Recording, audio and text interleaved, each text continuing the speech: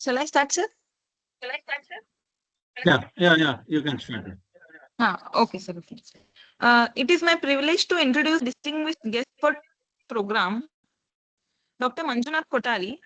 He has serving as professor and head of the Department of Computer Science and Engineering at Alva's Institute of Engineering and Technology.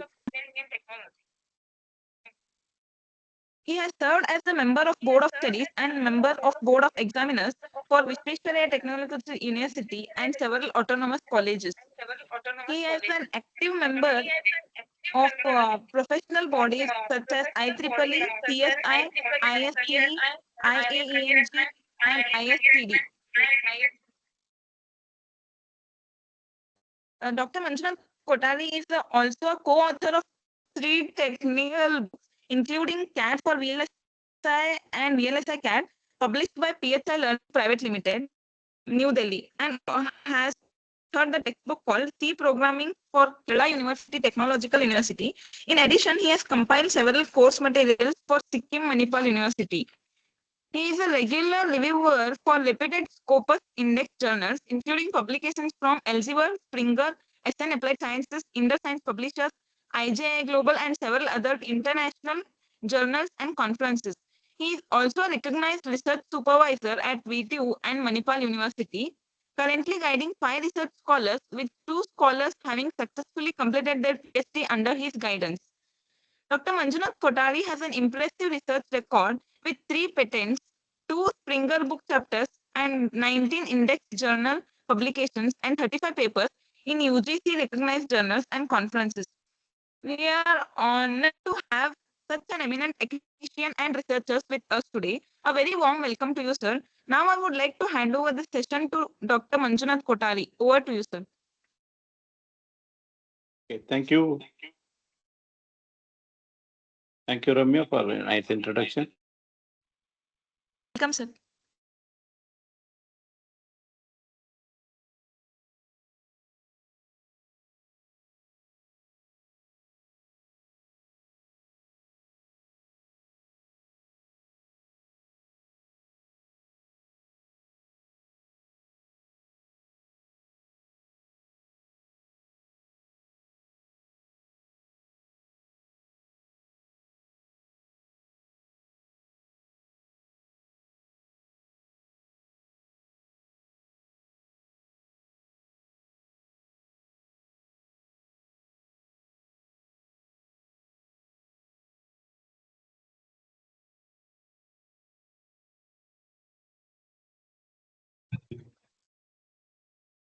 Audible, everyone.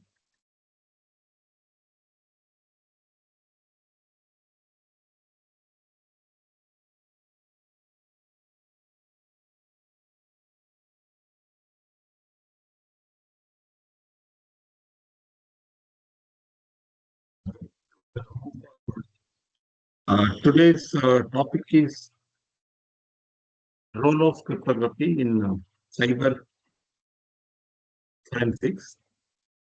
We would like to take another 1 hour in the following areas.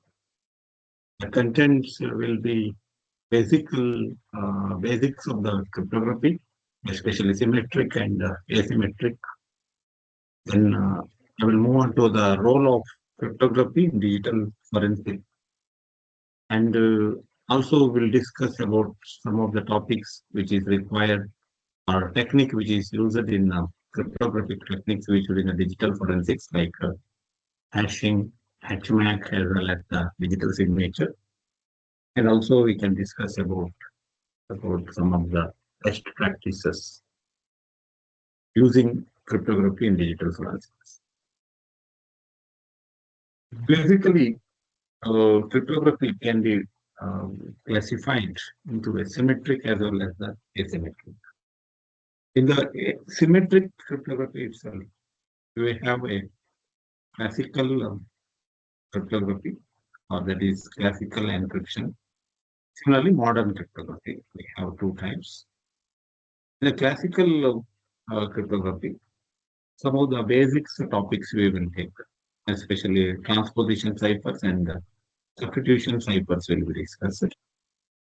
Modern cryptography will be categorized in terms of a stream as well as the block ciphers. So what is this symmetric key cryptography? Symmetric key cryptography is also called as a conventional cryptography. In this, same key is used for both encryption and decryption because this key plays a crucial role, and also you need to take care about that particular key. Any particular plain text will be encrypted by using one key. The same key has to be sent to the other person or distributed prior to the this particular message to the other person, that is receiver. In the meantime, we have some challenges for distribution of this key also, because the same key he has to use. The one option is we can personally like exchange the keys, or else by using a key exchange mechanism, we have to exchange this particular symmetric keys. There is a challenges we have. Of course, Diffie-Hellman key exchange protocol and many other protocols will be using for this particular purpose. Okay, how does this symmetric encryption will work? Initially, I would like to take this particular symmetric and asymmetric cryptography for a smaller period of time, and later I will move on to the forensics. Okay. How the symmetric encryption works? As you all know that it is basically an encryption key and a decryption key. Because same algorithm, same key has to be used by both the parties, and the intruder will came across here in between whenever the ciphertext has been taken by him and trying to, what you call it as a, if the key is compromised by the parties, then it has this particular ciphertext has the no value. So the same secret key has to be distributed between the two people. Maybe in terms of by using the trusted third parties also. There are several mechanisms for sharing this particular key. Even a trusted third party can share the key. Basically, A wants to communicate with B means A has to appeal for the trusted third party by asking about the secret key mechanisms. And that secret trusted party can create it and he can share it to both the parties, A and B. Upon receiving the messages by the trusted third party, only these two parties can make the transactions. So basically, the types of ciphers, classical encryption ciphers. We have a substitution ciphers and a columnar ciphers. In the substitution ciphers, we have many categories, maybe Caesar cipher, Playfair cipher, Hill cipher, polyalphabetic cipher, Virginia cipher, and monoalphabetic cipher, and many more.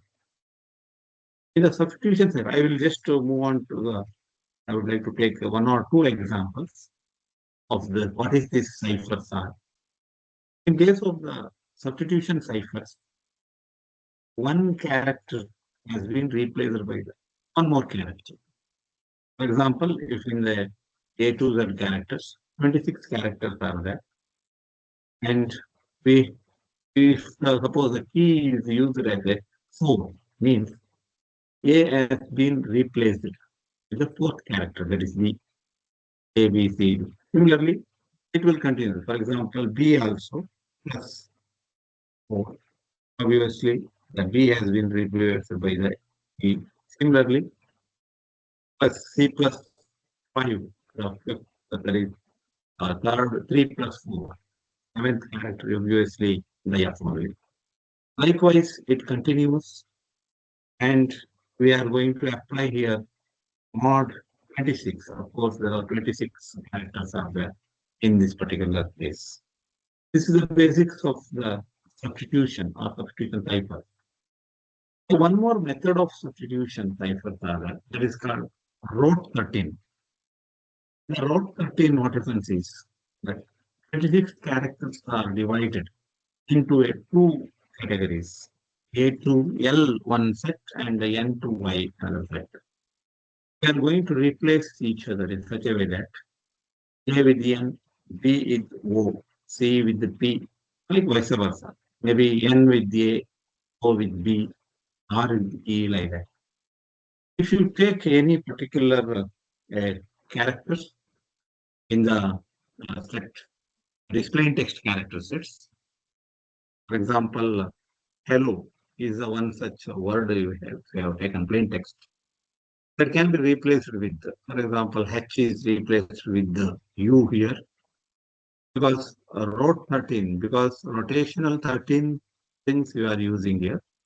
Rotationally you are using, like for example, H is replaced by U, E has been replaced by R, then L has been replaced by Y, similarly O has been replaced by B. So vice versa is also possible in this particular case. The second categories of these ciphers, classical encryption ciphers, which includes transposition ciphers or transposition cipher techniques. There are major, we have three categories in this. One is a rail fence transposition ciphers and block transposition ciphers. It is usually called as a columnar ciphers. And in these two categories, single columnar as well as a double columnar cipher. Okay, let us will see rail fence transposition cipher, how it works. For example, if you consider a plain text of hello Krishna is the plain text character, and a rail fence depth here we are using. For example, in this particular example, I am taken a depth equal to 2. Since key is 2 here, depth is equal to 2 in the sense there are two rail fence we have created here. So each character from left to right is replaced in such a way that diagonally written H, then the second character E in the one more fence. Similarly, L in the first sense, similarly, another L in second sense. Likewise, all the characters will be put into the particular sense. And further, because of it is D is equal to 2 only. And finally, we are going to read these characters in the fence 1. That means HLORSN, similarly ELR. Like that, it is continuous taken, and finally, paper has been generated out of this particular. Okay, let us move on to the columnar cipher. In the columnar cipher, we are using a key in terms of characters. For example, in this case, I used one keyword as a nick, N-I-C-K. First, in the columnar cipher, because the column wise we have to write like that. NICK is written in terms of NICK.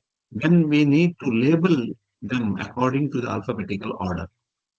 For example, C takes the first label.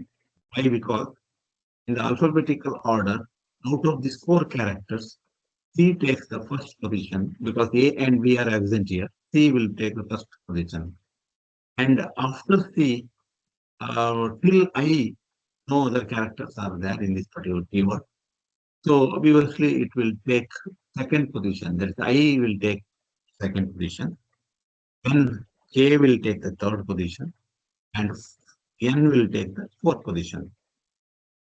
Once these positions are made, and we can write down all these plain text characters from left to right. In between, if there is a space, then you have to use hyphen, just underscore that particular text. So this particular column wise you can write in such a way that left to right. I'm going to start from the K to this particular place. KRIFHNA, and then we have a space here, and then RANJAN, and we can finally we have to give the two spaces because this particular columnar matrix we have to fulfill because it is nothing but a 4x4 matrix here probably. To fulfill that particular size, we are going to put the two more blank spaces at the end. Okay, now it is a time to create a ciphertext. How we can create is initially first column we need to identify. From the first column, first character followed by in the same column next character, next row we have to consider that is IAN space.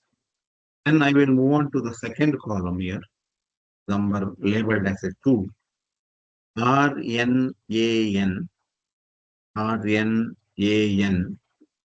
and next third one, S and underscore J and then underscore.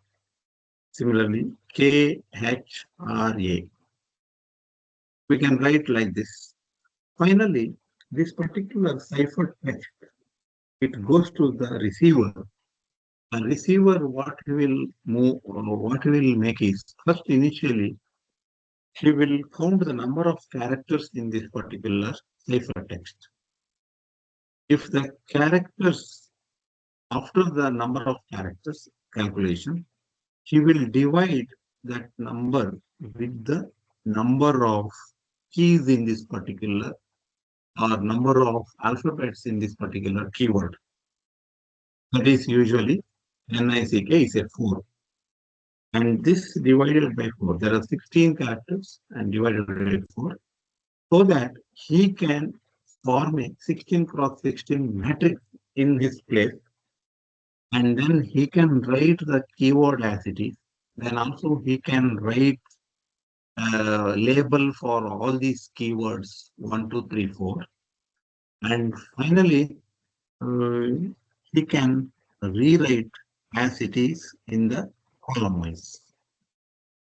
Continuously, sequentially, he can write I, he will put here, A here, N here, and underscore here.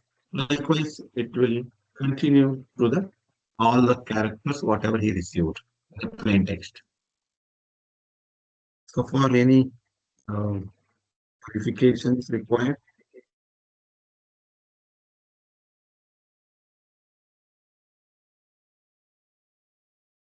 Okay, next I will move on to the second type. Of course, the double columnar transposition cipher. It mostly works on the same manner, and it will make use of the two different key sets. And these two key sets, NICK as well as the both, has been used. And finally, we obtain a ciphertext in the first case, and second one also we are going to obtain the. Similarly, this is a double time we are. Okay, what is the difference between, or what kind of differences we can make out of this particular substitution cipher with the transposition cipher? Usually, in the substitution cipher, letters of the plain text will be replaced by the letters or number or any other symbols. That means we are just going to replace. But whereas in the transposition ciphers, we are going to make a transpositions, means it will going to make the changes of the locations of these characters or a symbol. It may not be ABC will become XYZ. It can become CAB also. ABC will take the places of, that means ABC will take the other different places. And in the substitution cipher, we have two types, monoalphabetic and polyalphabetic. Whereas here, it is there is no such kind of a key as in the case of the monoalphabetic and polyalphabetic. So it is a keyless. And in case of substitution cipher, each letter retains its positions and uh, changes its identity. Whereas in the case of transposition cipher, each letter retains its identity but changes its positions. The examples for the substitution ciphers, which include Hill cipher or Clayfair cipher, such kind of things. Transposition cipher is to rail, fence, and columnar, on which we discussed.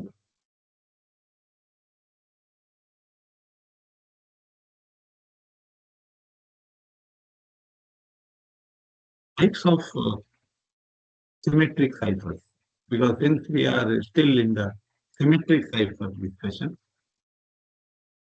there are two types of ciphers we have. One is stream ciphers and another block ciphers. The stream ciphers will work on this particular manner. All the stream bits will be converted in a continuous manner.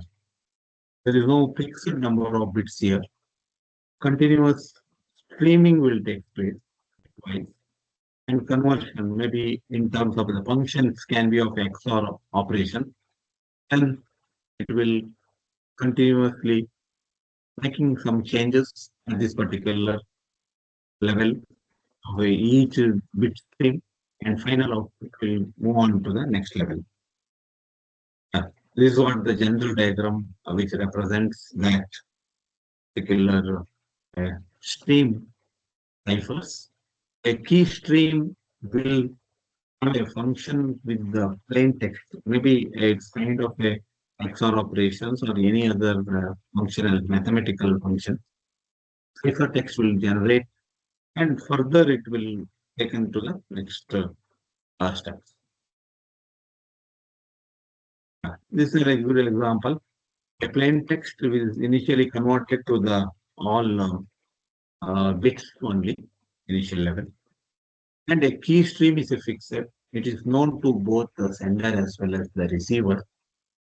And here the sender will generate this particular ciphertext based on this operation. These operations can be anything, but here, for example, we have taken it as a XOR operations. Initial level in the text will convert it to the binary format. That is called the plain text. Whatever the user's plain text will be converted to the binary, and a key which is shared between the two parties will take place a kind of a XOR operations here. Then in the binary format, the ciphertext will be generated. The equivalent conversion with respect to the ciphertext, receiver will take place, and the receiver will receive that. Okay. Whereas in the case of the block ciphers, we are going to take a fixed size of a plain text characters. These plain text characters have been XOR or any kind of a mathematical functionality with the initialization vector. Again, this initialization vectors will be used at the sender end, almost agreed upon by the receiver. So this block cipher encryption will take place along with because it is a kind of an algorithm, block cipher encryption algorithm, by using the key. So here it will take entire fixed block. And that means equivalent fixed number of whether the bits or bytes will convert it to the ciphertext. Suppose if it is a 64 bytes of plain text and output of the ciphertext is also 64. Further, the next level, this will be considered as a key. That means Initial level, you have taken it as a first time initial vector. But whereas in the next plain text conversion, we are going to use, for example, this is a plain text 1, plain text 2, plain text 3 of each equal block here. And this key has been XORed again with the same encryption algorithm. And finally, the same key has to be used here. Ciphertext is generated continuously for all the blocks of this particular sender. And the receiver and the reverse will take place because this key is known to the receiver. Let me summarize these block and stream ciphers here. Feature-wise summarizations I will take.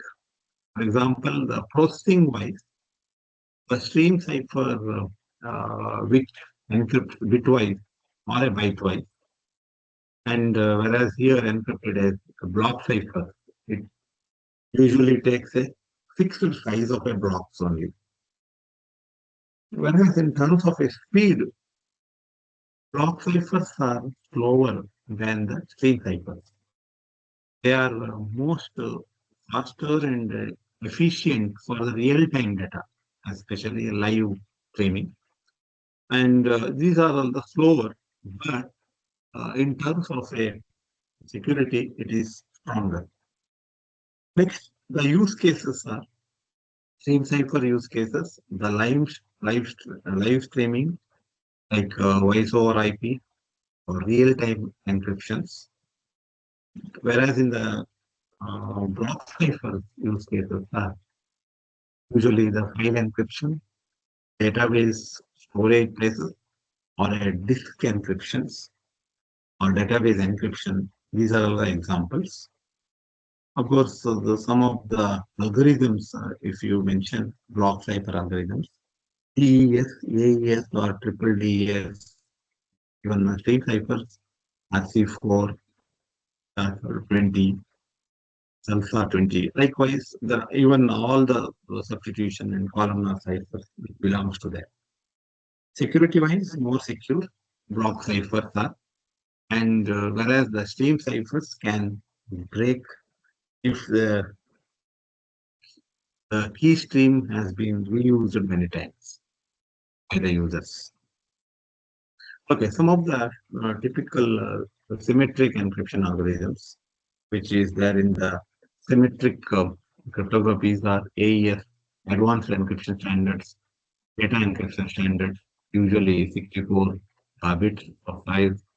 AES, we have a 3 times the triple DES, fish or blowfish algorithm. But what type of challenges are there in this particular symmetric encryptions? There are 3 categories of challenges, if I may. One is key sharing security. Since the keys are generated at the one end, it has to reach the another end. So definitely there is a challenge here. Key sharing and security wise also is a challenging because compromise of these keys is vulnerable in such a way that most of the times the keys are used. Similarly, the sharing is a one part. Another part is the storage part. How these keys are stored. Before the storage, let us will discuss one more type of challenge that is called key exhaustion. The keys are exhausted in such a way that you are going to use a particular key more than what is its capacity.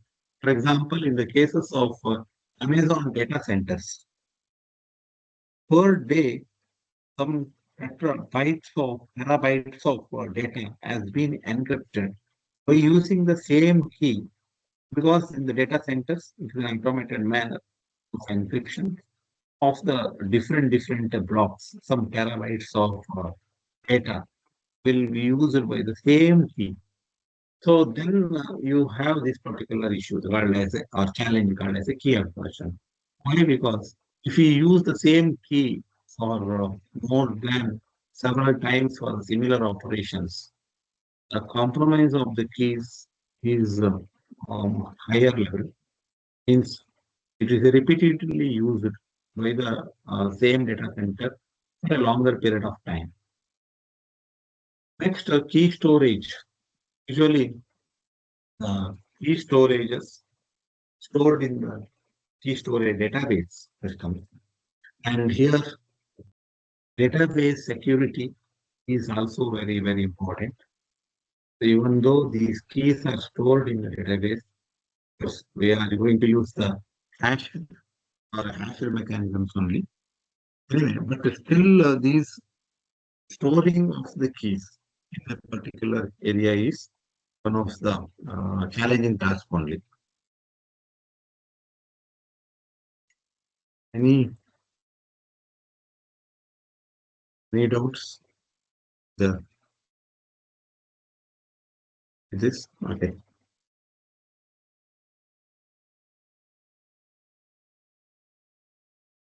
Sir, Participant, please ask if you have any doubts.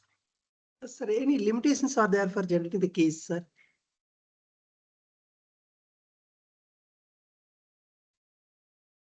Hello. Hello? Ah, Hello, sir. Any limitations are there for generating keys? yes, sir. Especially, just a minute. Most of the symmetric keys are limited. That is called as a key exhaustion. Just now I explained here. In the case of this particular key exhaustion, because in these centers, Amazon centers, data centers, IBM data centers, the same keys have been repeatedly used for the particular encryption purpose. Okay. And this has to be taken in such a way that for the limited period of time, for example, 100 times can be used, or randomly the different set of symmetric keys need to be generated and used for the different data blocks. So limitations we can fix, sir. But of course, it's a challenging, but we can fix the limitation. Okay, sir. Thank you, sir.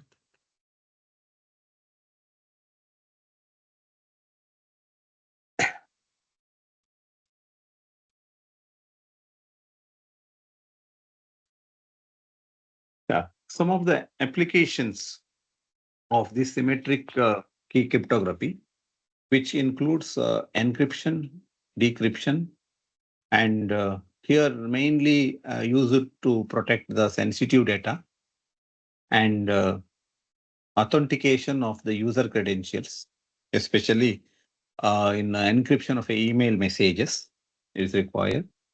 And one more area is secure communications like SSL and TLS. Use the combinations of these both set of keys you will be used, or cryptography can be used. Authenticity verifications, message authentications, codes. This is the one more area. Next, file and disk encryptions. Next, VPNs. These are all the discussed topics. Some of the advantages, if you discuss about this particular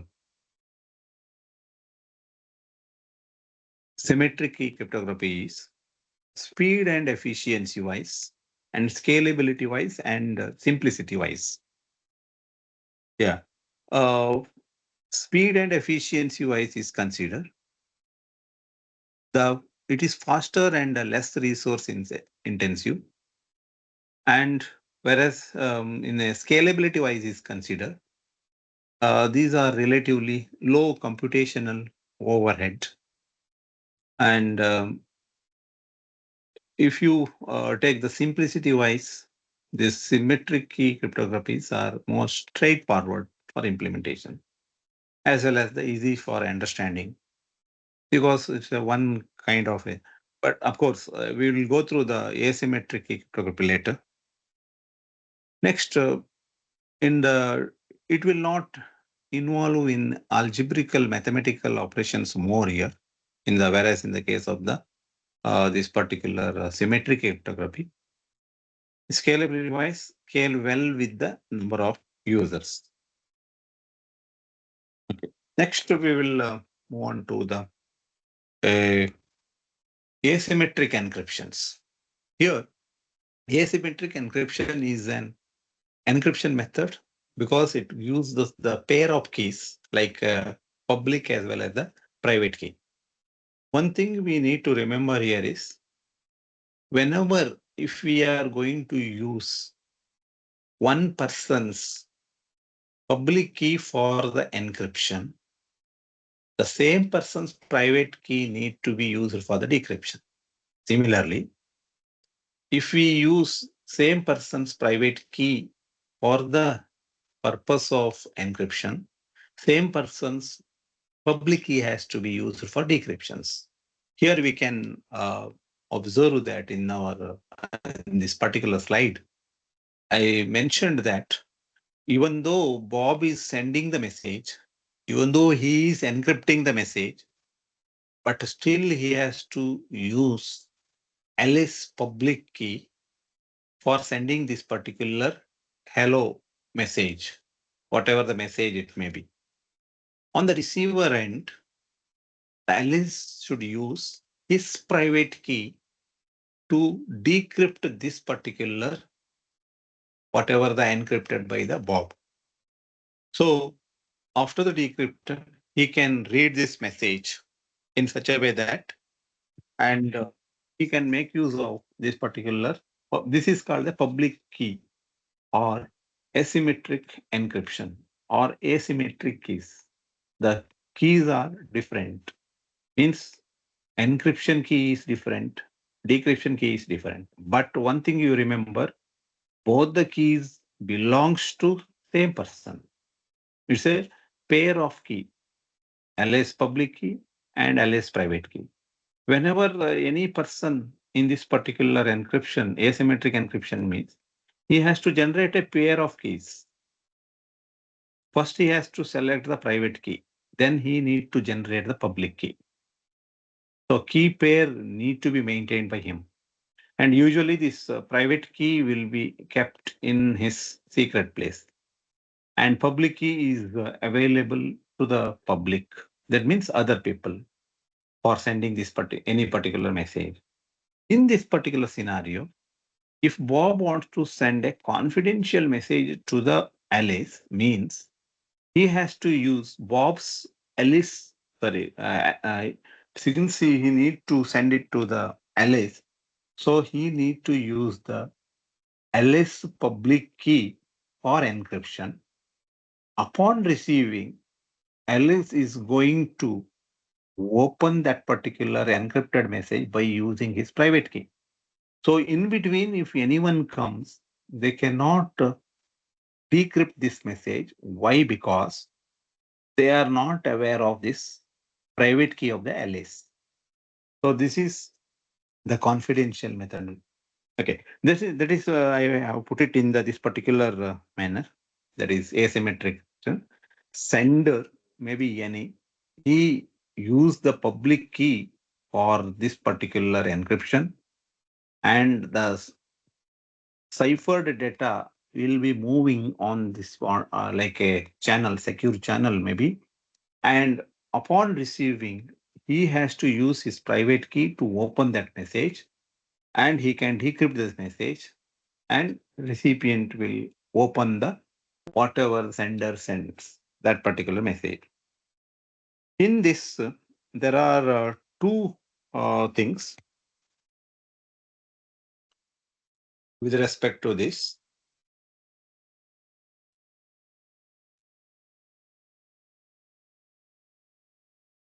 Just a minute.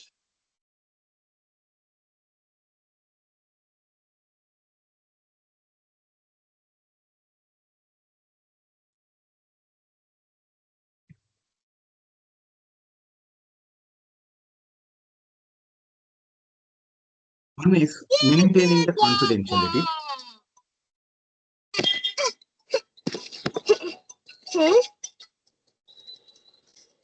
One is maintaining the confidentiality in such a way that how it works. This particular classic example, I have used the sender as well as the recipient in such a way that, for example, sender wants to send a message, he has to first collect the public key of the receiver. That is, recipient's public key will be used for the encryption. Okay, after this particular encryption, a cipher text will generate it. For example, this Yo Mama is over. So this particular message has been generated by the sender, whoever it may be. He processes in such a way that because he already having the public key of the recipient, so he is going to encrypt this and by using the public key of the receiver.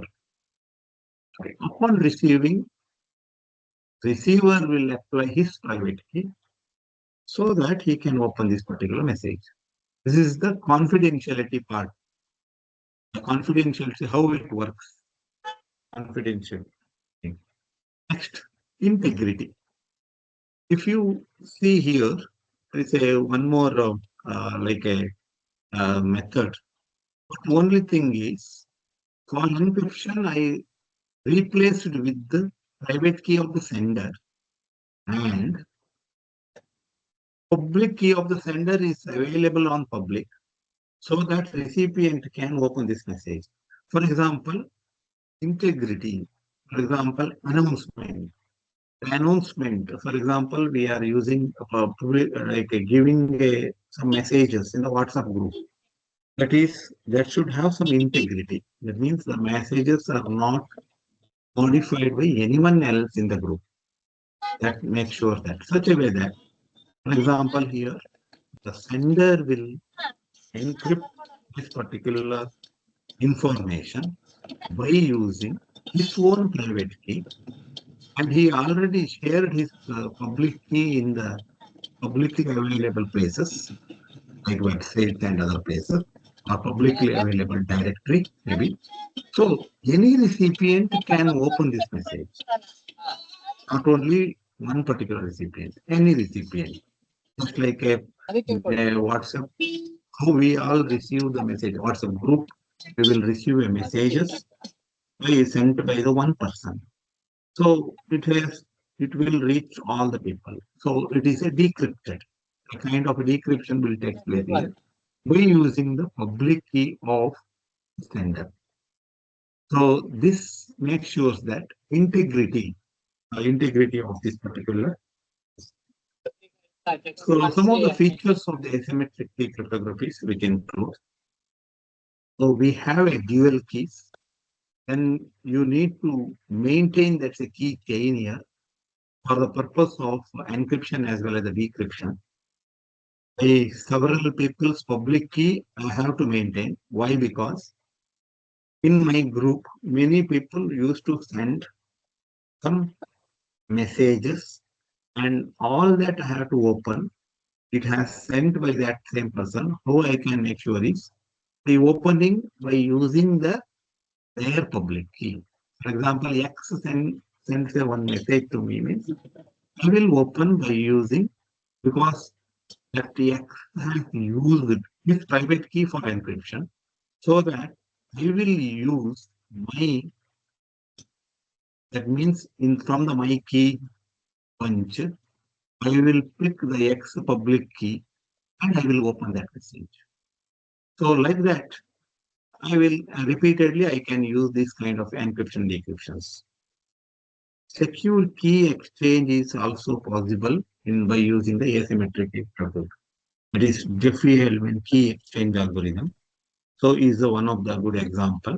So for exchanging the two key, for example, a symmetric key, and that symmetric key can be exchanged by you making use of this particular dual keys.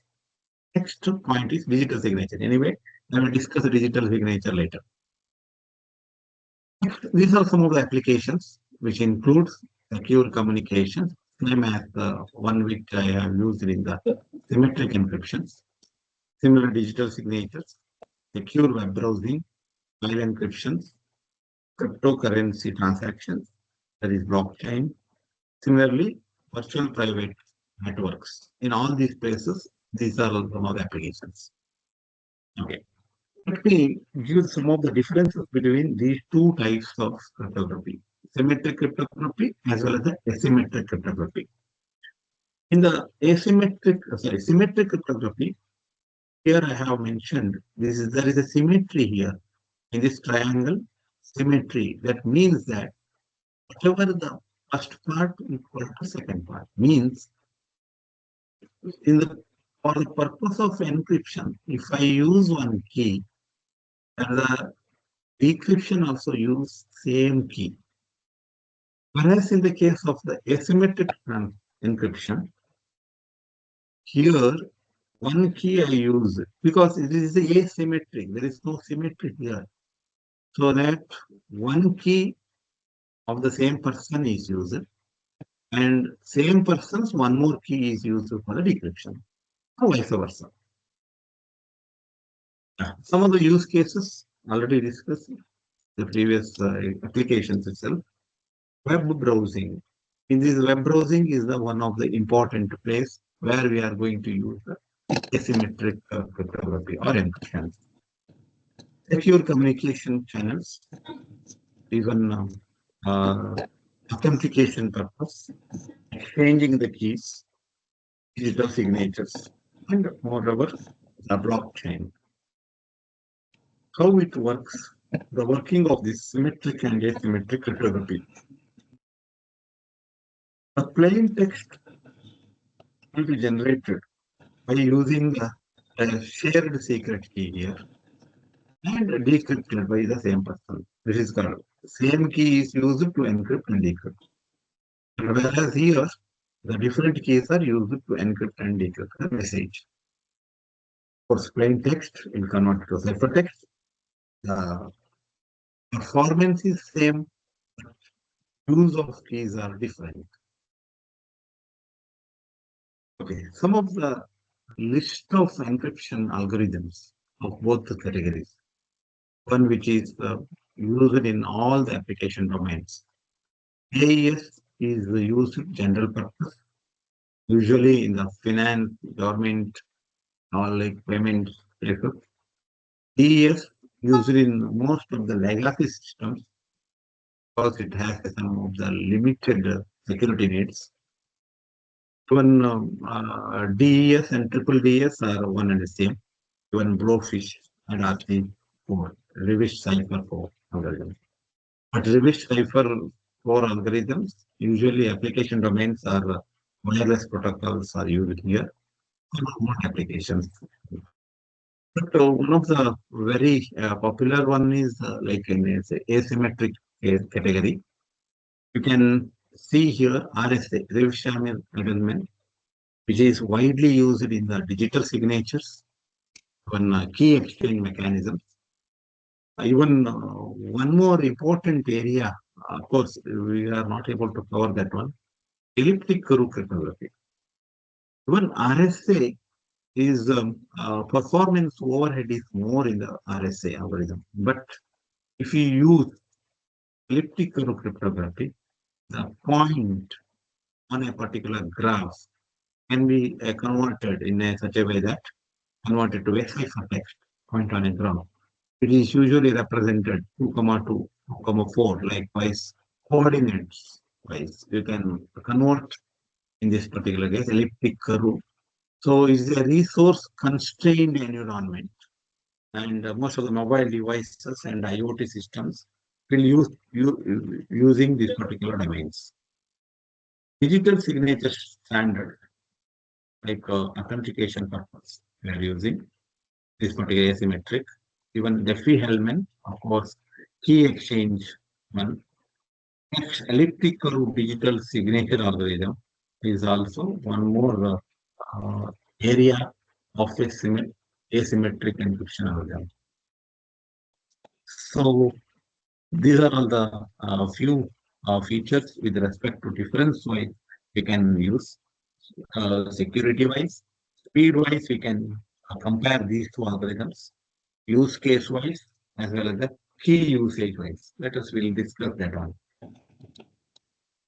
First criteria, that is where most of features. Key management-wise is considered symmetric encryptions, which are shared secret one.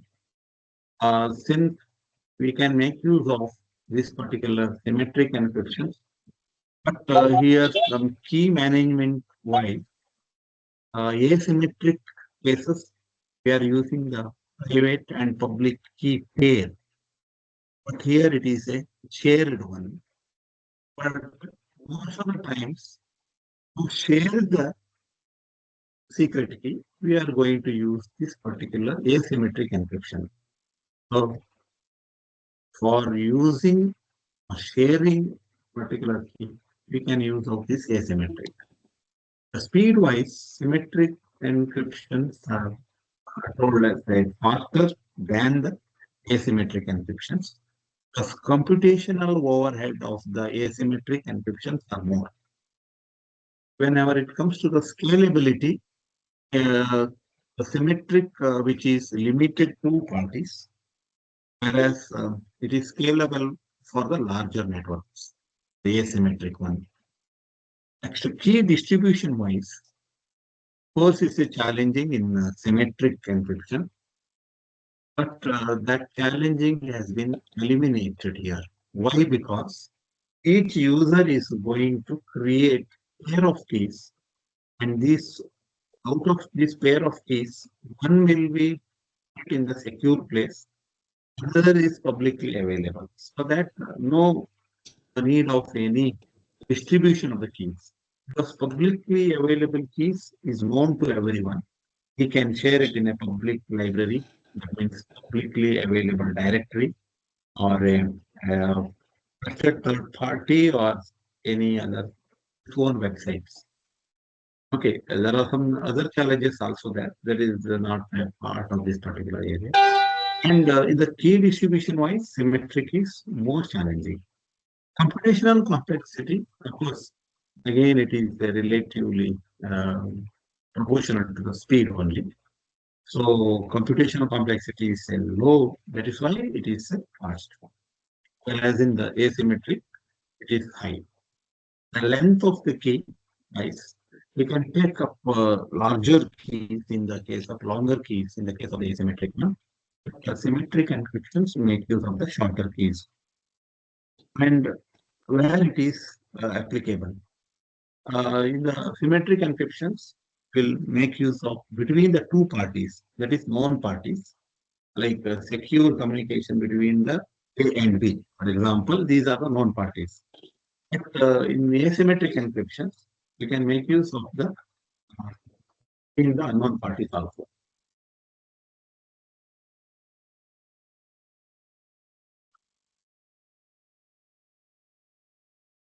Okay. Next, I will move on to the. Okay. So, for any questions?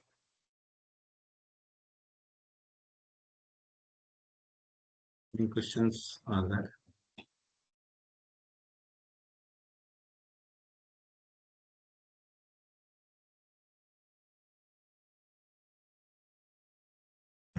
Next, I will move on to the role of cryptography in digital forensics.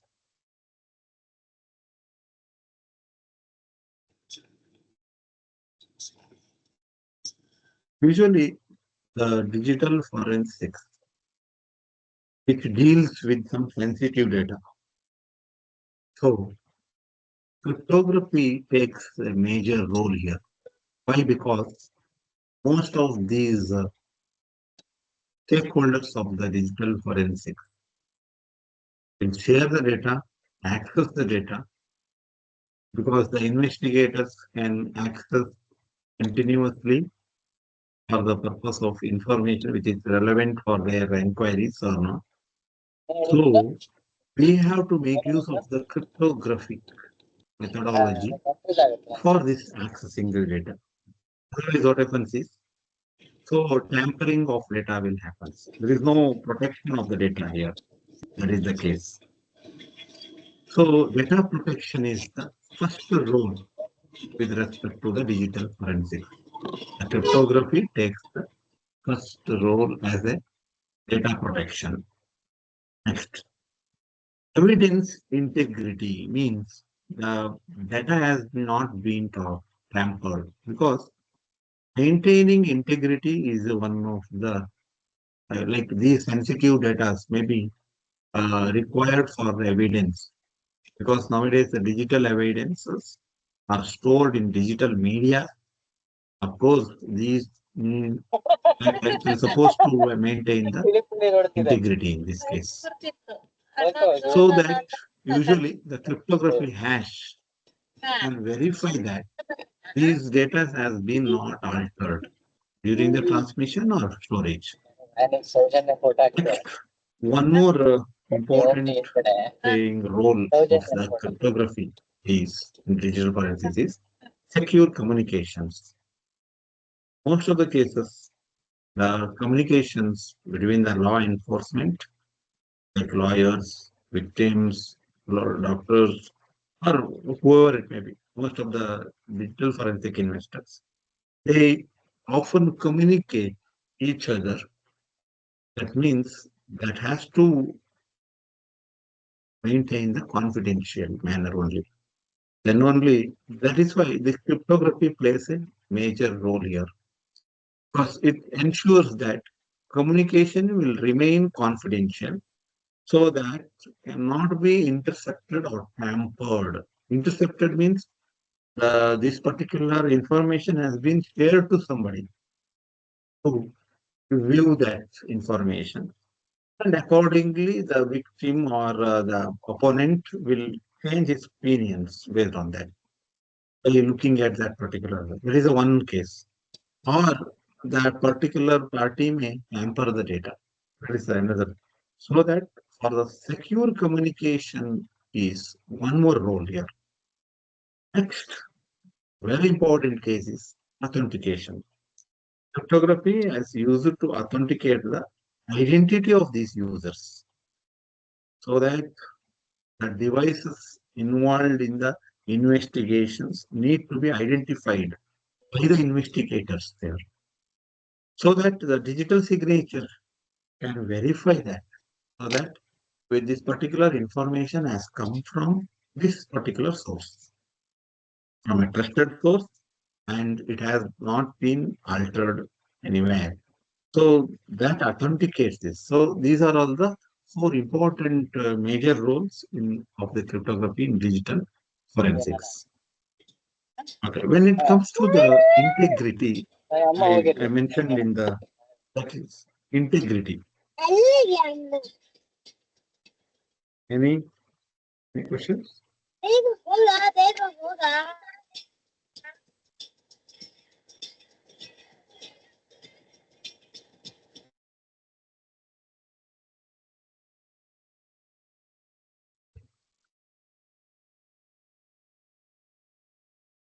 Cryptographic hashing. So in this particular case, hash functions are algorithms that generate the fixed size, the string of characters from any variable data. So here it gives you the information.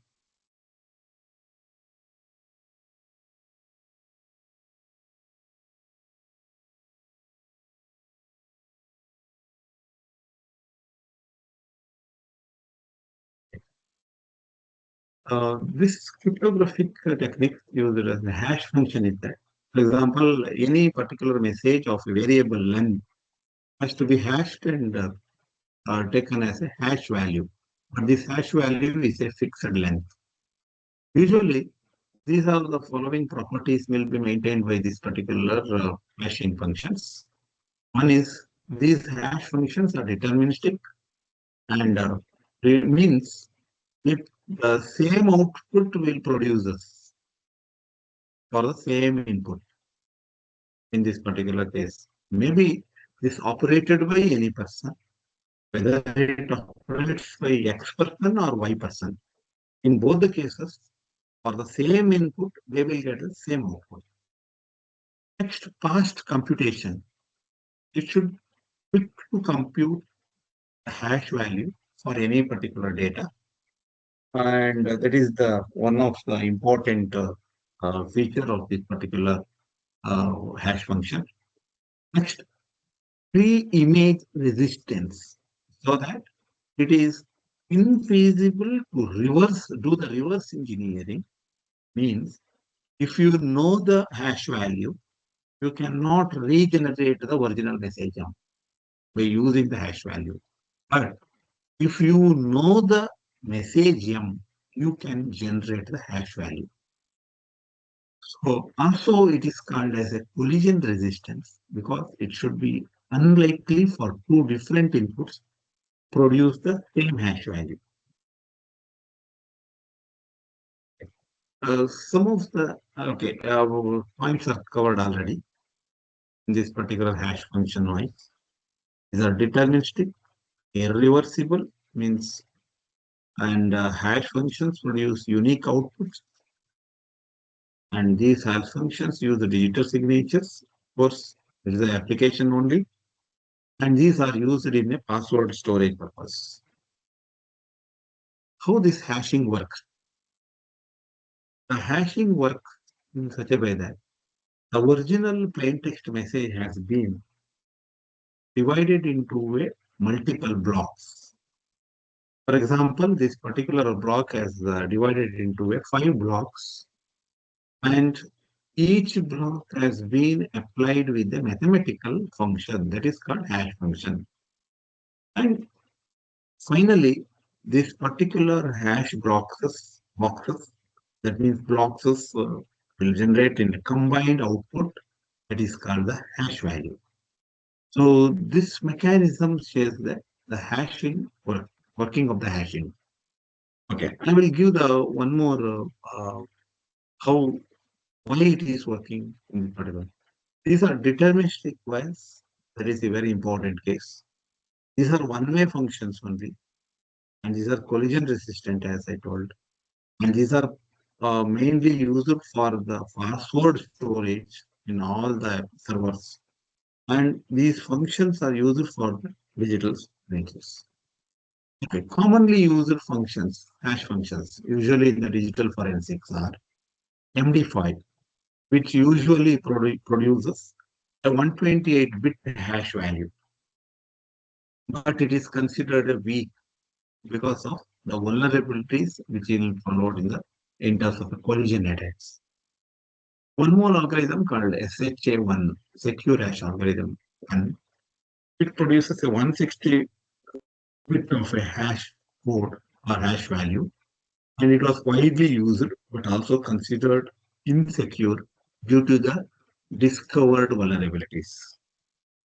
Next one is SHA-256. It's a part of SHA-2 family only.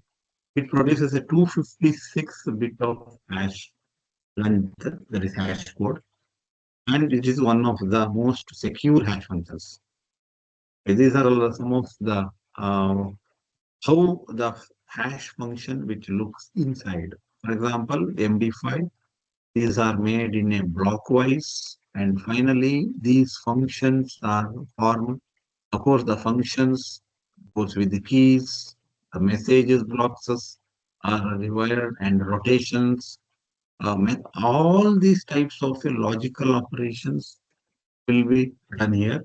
And finally, the output will combine with respect to, for example, 512 bits will be converted to the 128 bit of any variant. Because 512 bits of a particular block, of a multiple blocks, will be converted to a fixed length of a 128. Very similar way as SHA1, that is secure hash.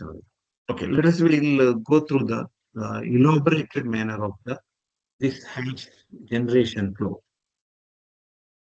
So SHA-256 message, if you consider any particular input message, if its length is lesser than the 2 raised to 64, because it is a SHA 256. Final output value is 256-bit hash code need to be generated here, so that the variable length of message, maybe the message length is somewhat lesser than that. And we need to use some padded message here. This padded bit. For example, I made this particular variable message into a 512 bits of a block. So that, like for block 1 is 512 bits, similarly block 2 is 512 bits.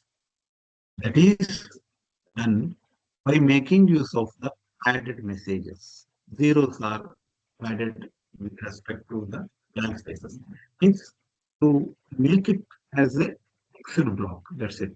The variable length message can be divided to a fixed block, but to make it fixed block, I have to use this padded messages. So each case, I will make it as a 512 block, one particular block. Similarly, block 2. If it is lesser there also, we have to make it as a block n. Like n number of blocks are created. Each block, for example, initial hash value will be taken here. And of course, the functionality, again, the mathematical functionality, maybe compression functions, any such functions will take place here.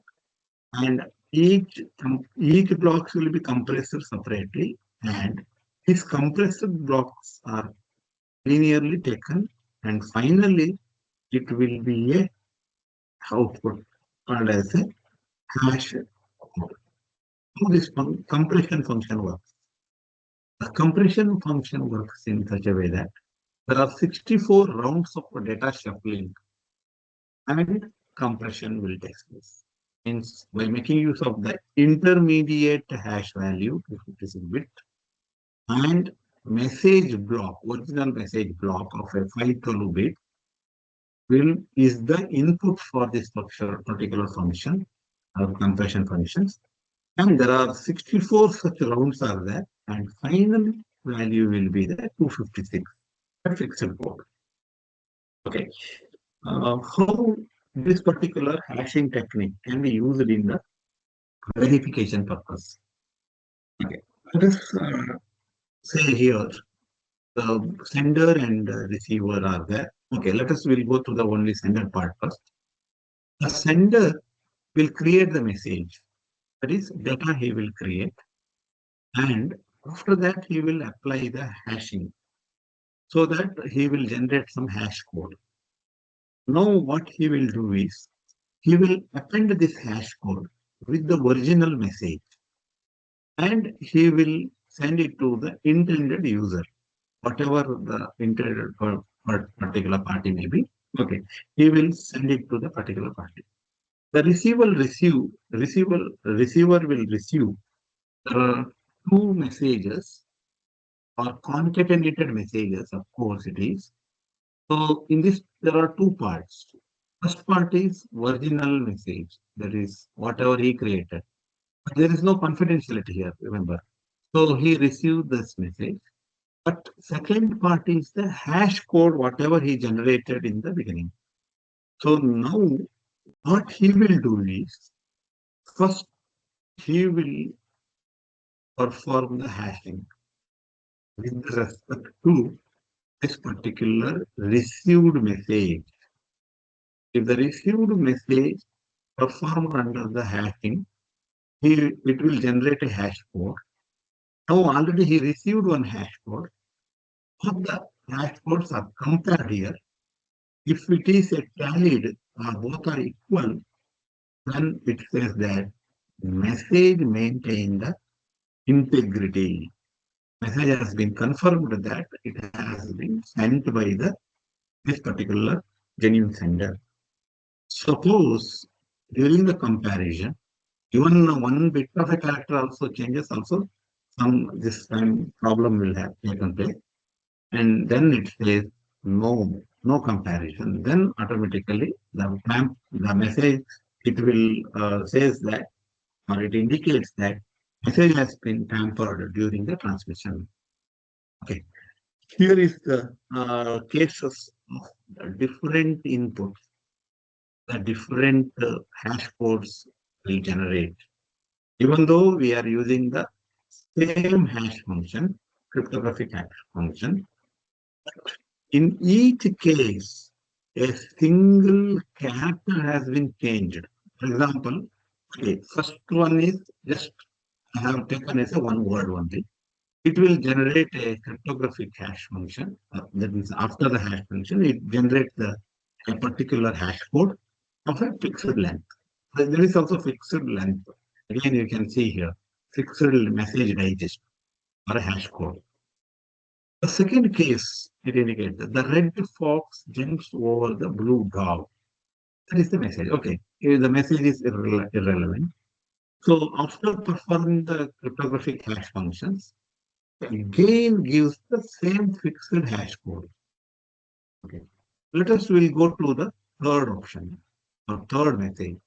Instead of we here, I replaced you. That's it. Nothing else is changed in this particular message.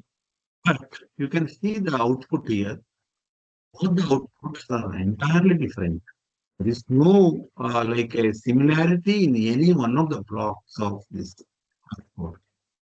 The hash code is entirely different. Why? Because this V has been replaced by U. Similarly, the same has been interchanged here. Over in this particular case, V and V, E and V replaced the positions, characters. Even one character deleted here. Okay, in all these cases, you can observe that all the different types of hash codes. Okay, let me come to the, okay, any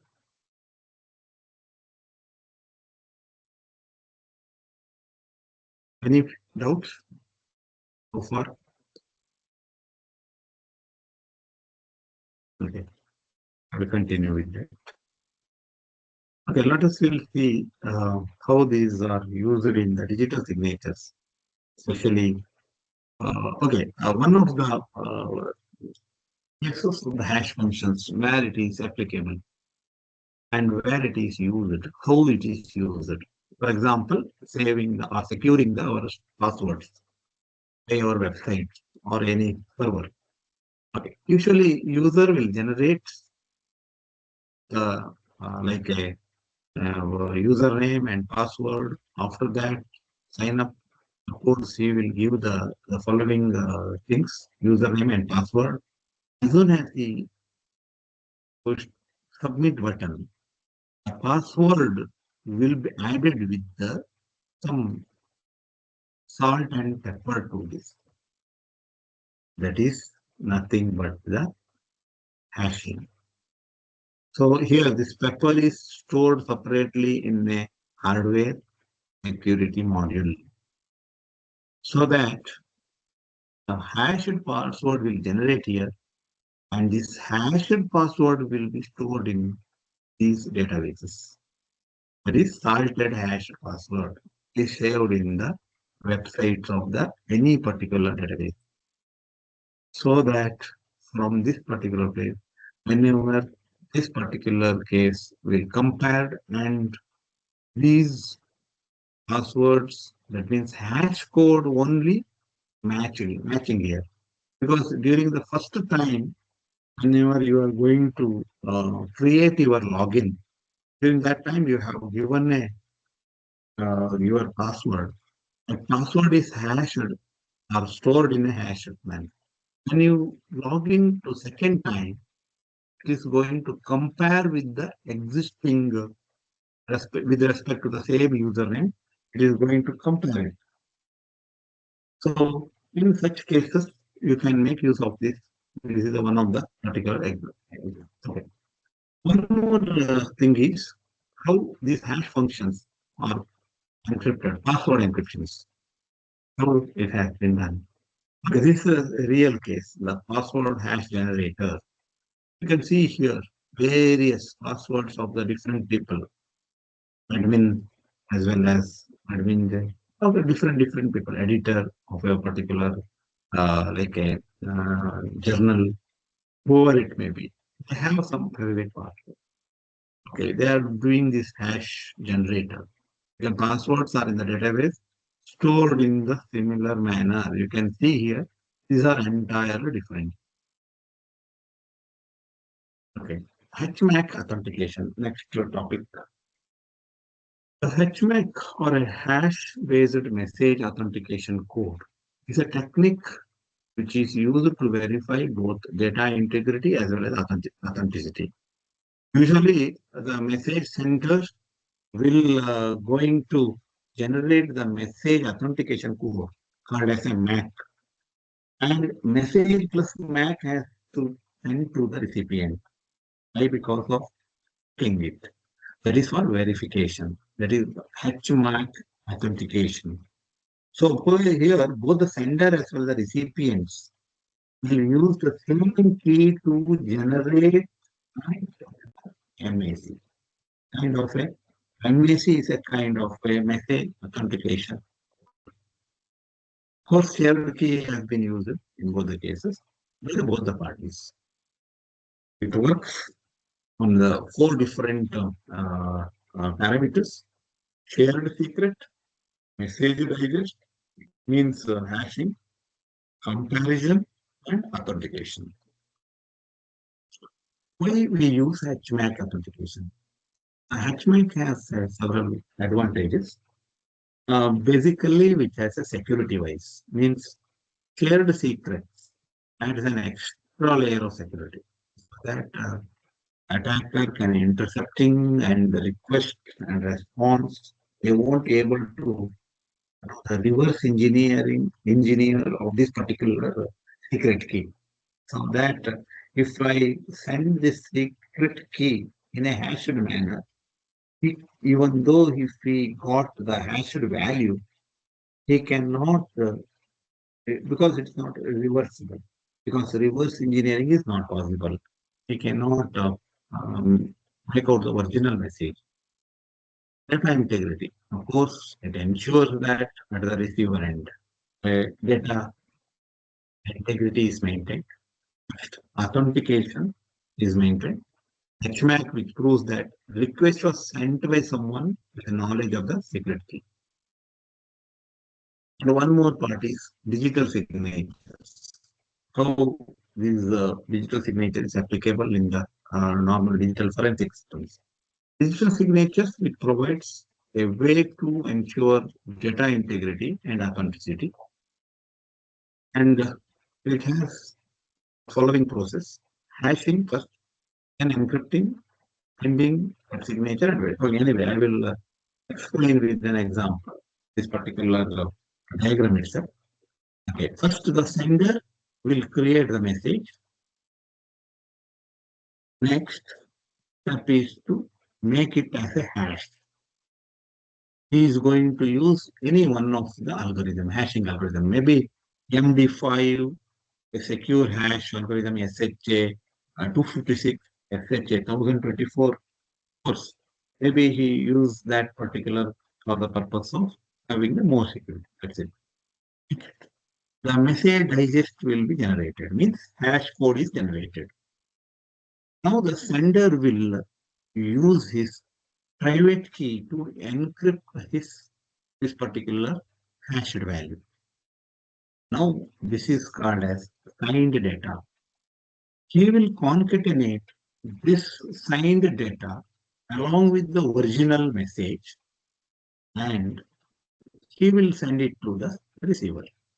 So while receiver, you can see while sending, he will make the two parts here. One is signed digest data. That is signed data here. That means our hash code has been encrypted by using his own private key and appended the original message along with that, and he will send it to the receiver. The main intention here is that why he has kept this sender's private key means upon receiving, the receiver has to use the same sender's public key for opening this particular message. Confidentiality maintained. Receive the message as well as the signed data. There are two parts. I think you can see here, there are two parts here. One is signed digest message. Both have been sent by this party, and that will goes to the, this is signed digest and message. That will goes to the two, like a two different representations like this, message and a signed digest. Now what he will do is, he will perform the hash function here, and he also gets some message digest, that is hash code. And he already received one part is signed digest here. This signed digest is already encrypted, so he has to apply the sender's public key. I already told that previously. Sender's public key that has been decrypted here, and again he will get one received message digest. This is computed message digest, means received hash code. This is computed hash code. Both received and computed hash codes are compared for verification whether the signature is valid or not. Okay, this is nothing but the digital signature representation. Same thing, whatever I have explained in the previously, signing and verification. Digital signature, there are two parts. One is signing part, another is the verification part. In signing part, hash will be generated, encrypted. You are generating certificate. That certificate has to be sent digitally signed. Means it is a digitally signed. When the digitally signed data goes for the receiver, he will verify in such a way that apply the same manner. That means decrypting. After decrypting, he will get the hash code. He will compute the hash code of this with respect to digitally signed data. And then if it is both are equal, then it is signature is valid. Otherwise, not valid. Okay. Next part is, what is this? Different types of course, digital signature we have gone through. How these are different from wet signature and electronic signature. Usually wet signatures are historically valid signatures. Of course, these are accepted for various documentations purpose. Of course, legally valid it was. Of course, nowadays we can use the digital signature also. That is a wet. Okay. But how different from electronic signature or e-signature? You can see here, the e-signature is a broad term that refers to any particular electronic methodology, indicating agreement or approval or a digital document. Here, the electronic sound, a symbol, a process that has been attached here. That is for logically associated with the content. Of course, digital signatures we already have discussed now just now, or whether signature is valid or not valid or not verified. That is the difference. Okay, difference with respect to digital and electronic signature. Authentication wise, we can use various methods like in electronic signature, email and PIN. Certificate authority need to be used in the digital signature. Similarly, in the case of regulatory compliance, electronic signatures are suitable for everyday transaction, but digital signatures are often required for legal compliance. And digital signatures are more complex in complexity-wise, but electronic signatures are simpler and easier. Okay. There are different use cases. The HR document, sales contract, everything will be signed with electronic signature is enough.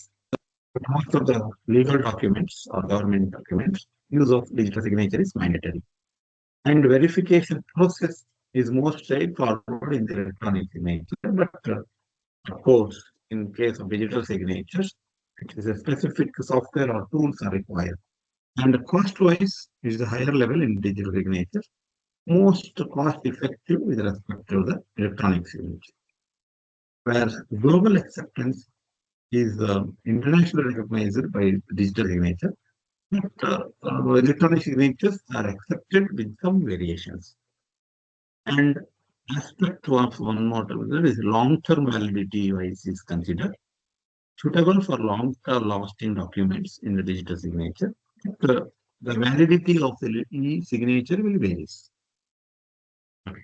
These are all the different cases of digital forensics, whatever we have so far discussed. Just I summarized it because most of the resource persons have been already covered it. Maybe in terms of media forensics or storage media purpose, network, wireless, database, software, email, memory, even mobile phone forensics also. Okay, some of the steps before that I will go through the important one. A three-phase investigation process of the digital forensics, which involves the very importantly, what phase one is identification, means locating all the particular potential sources of the digital evidences.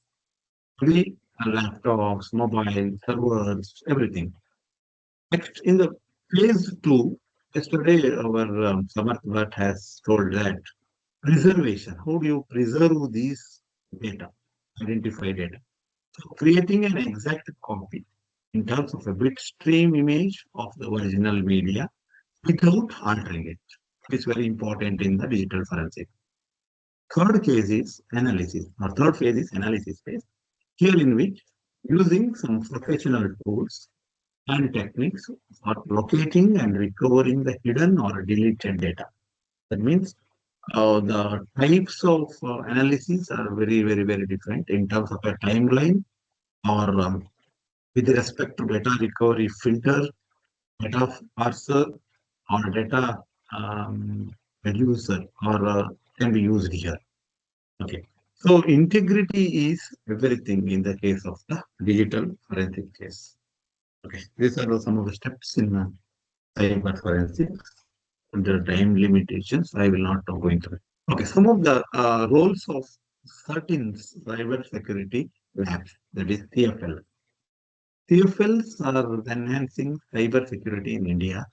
For examiner of electronic evidences, the government of India, under the section 79A of the Information Technology Act, has been included. So, which has the following areas. One is they are going to examine the following. Drone storage media analysis, of course, aerial unmanned devices are examined. The forensic examination will take place here. Similarly, CCTV forensics, that is media recovery, will take place. And one more role of this things is cloud forensics, usually secure examination for certain premises using the credentials, which is out of the sealed evidences, will take place. And the last one is they are concentrating on nowadays, of course, it is required traditional platforms like a computer or a mobile device, except the floppy disk drives. And these are all some of the forensics examination perspective, like cyber slavery, digital direct fraud, doxing, and many more. I will not moving to these points because we have a very less time in it. One more speaker is waiting for the applications and other things. I will just share these slides for your usage, even best practices, everything. Okay.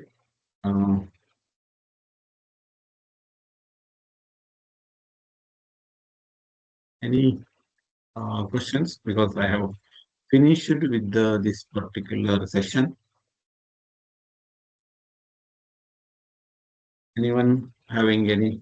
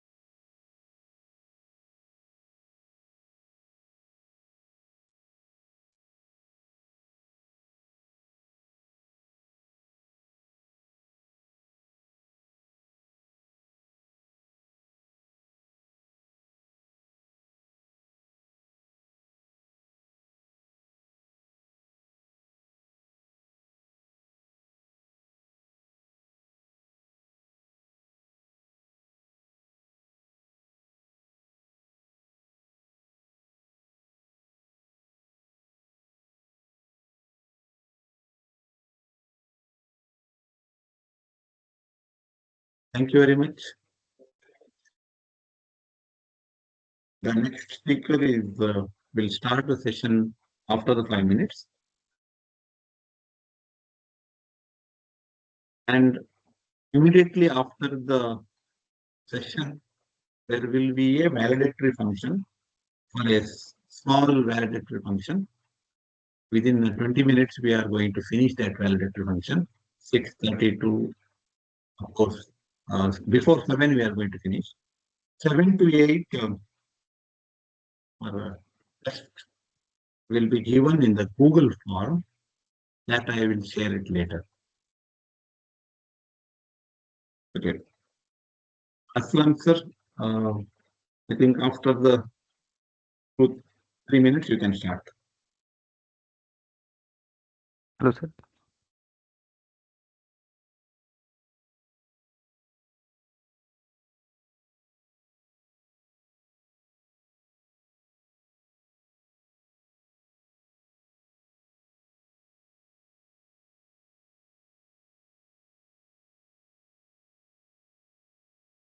Just there.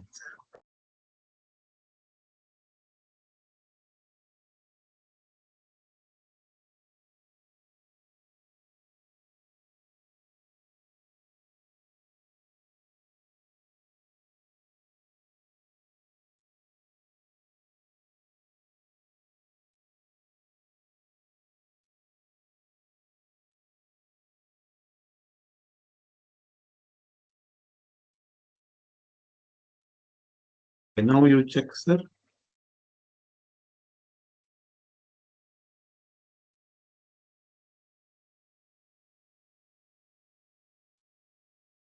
Yes, sir. Now I've been. Now I have the Aslam option. sir. Yes.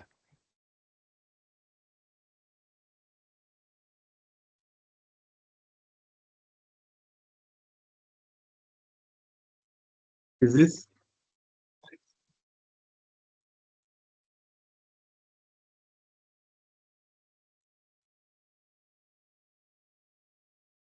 Is that accessible, sir?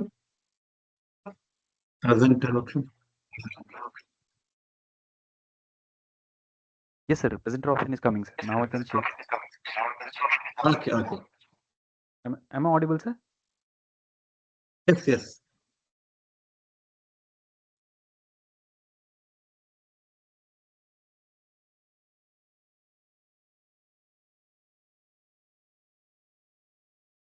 Yeah, Nisha, you are going to introduce the. Sir. Yes, Yeah, sir. you are going to. Okay, fine. No. I will share the biodata here.